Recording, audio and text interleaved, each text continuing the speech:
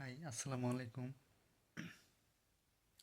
ভাই, আপনারা যারা কাজাকিস্তান আসতে চাচ্ছেন তাদের জন্য একটাই কথা আমার, তারা কেউ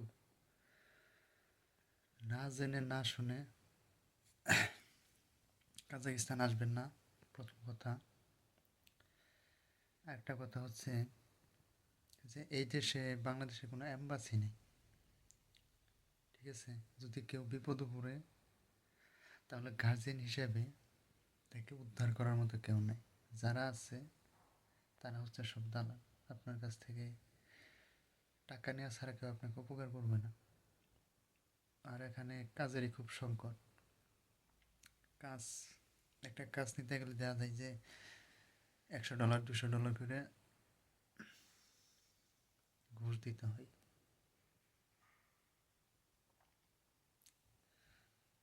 আসার আগে ইউটিউবে সার্চ দিয়ে দেশটা সম্পর্কে জেনে নেবেন, তারপর আসবেন।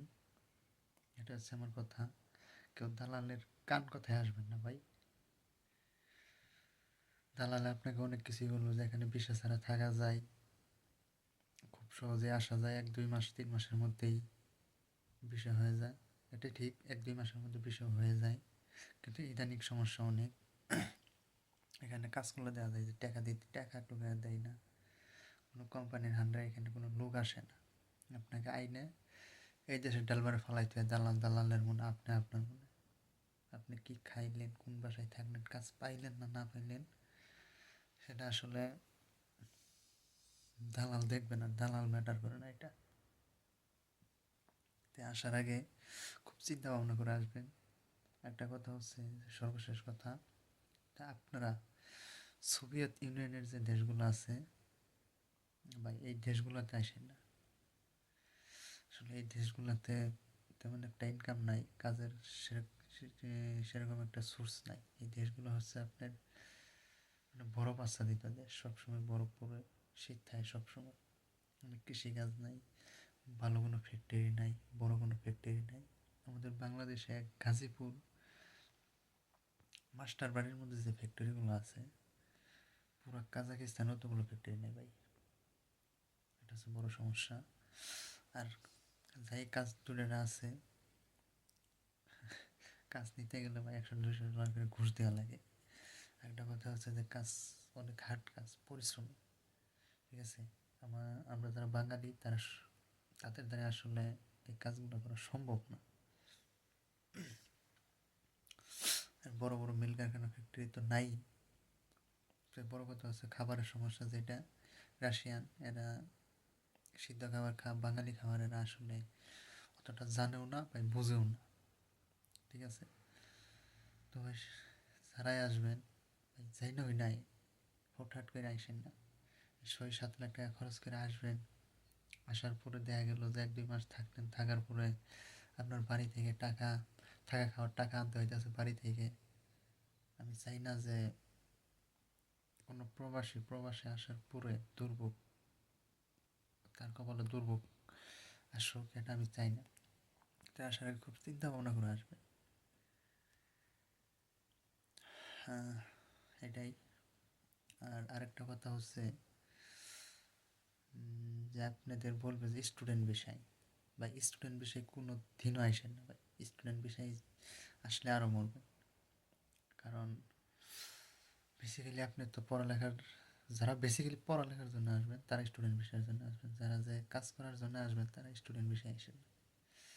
আসলে আপনার প্রতি 6 মাস পরে পরে সেশন ফ্রি, পরীক্ষার ফ্রি, তারপরে আপনার কলেজের বেতন, প্রাইভেটের বেতন, ইত্যাদি ইত্যাদি অনেক কর বাইতে যাবে, ঠিক আছে? তো সেটা আপনার আরও ভোগান্তি। যারা বেসিক্যালি পড়ালেখার জন্য আসবেন তারাই আসেন, কারণ পড়ালেখার জন্য এই দেশ পারফেক্ট আমার মনে হয়। পড়ালেখার পাশাপাশি ফুডপ্যান্ডের চাকরি করতে পারবেন। ফুডপ্যান্ডের জন্য এই দেশে ইয়ান্ডেক্স আছে, আপনার গোলবো আছে, বিভিন্ন ধরনের কিছু কাজ আছে। আপনি যদি মাসে 10 12 দিন কাজ করতে পারেন, তাহলে বাংলা থেকে 20 30 হাজার টাকা ইনকাম করতে পারেন, সমস্যা নেই, ঠিক আছে? ওই টাকা দিয়ে আপনার পুরো মাস চলে যাবে, বাড়ি থেকে টাকা আনতে হবে না। তো বেসিক্যালি পড়ালেখার জন্য আসেন। তাহলে আসবেন, আমি এটা সাপোর্ট করি। আর ট্যুরিস্ট যারা আছেন, ট্যুরিস্টদের জন্য এই দেশে আমার মনে হয় আসাটাই ভালো, কারণ কাজের বিষয়ে আসাটা আমার মনে হয় ঠিক না। তো আমি বাংলাদেশ সরকারের কাছে অনুরোধ করব, যদি আমার এই ভিডিওটা হয়তো কারোর কাছে পৌঁছাবে না, আমি জানি বেশি মানুষের কাছে পৌঁছাবে না, তবুও আমার অনুরোধ যে এই দেশে একটা বাংলাদেশি দূতাবাস নিযুক্ত করার জন্য বর্তমান সরকারের কাছে অনুরোধ করব। কারণ এই দেশে যদি আমাদের বাংলাদেশিদের জন্য অনেক সুযোগ আছে, যদি দূতাবাস প্রতিষ্ঠিত হয় তাহলে এই দেশে ইনকাম আছে ভাই। দূতাবাস ছাড়া এই দেশে কোনো ইনকাম নেই, আপনি বিপদে পড়লে আপনাকে উদ্ধার করার মতো কেউ নেই। এই দেশটা হচ্ছে মাফিয়াদের আতুরঘর, ঠিক আছে ভাই। এই দেশটা হচ্ছে আপনার বিশ্বের নবম স্থান আয়তনের দিক দিয়ে, ল্যান্ডলক কান্ট্রি। এই দেশে কোনো সমুদ্র বন্দর নেই। আপনার এই দেশের জনসংখ্যা হচ্ছে মাত্র 1,70,000 সামথিং, প্রায় 2 কোটির মতো। বেশি একটা লোকজন নাই, বেশিরভাগই ভূখণ্ডই খালি।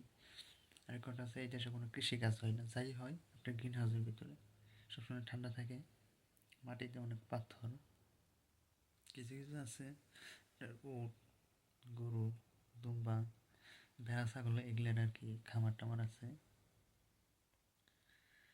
সর্বশেষ কথা হচ্ছে ভাই,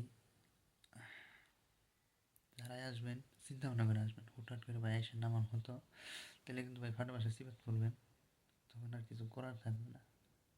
তো ভিডিওটা অনেক লম্বা হয়ে যাইতেছে। সর্বশেষ হচ্ছে যারা যারা কাজাকিস্তান সম্পর্কে জানতে চান, আমার চ্যানেলটা সাবস্ক্রাইব করে রাখবেন, একটা লাইক দিন, একটা কমেন্ট করেন। অবশ্যই আমি কাজাকিস্তান সম্বন্ধে আরও কিছু আপডেট তথ্য দিব আপনাদের। আসসালামু আলাইকুম, ভালো থাকবেন।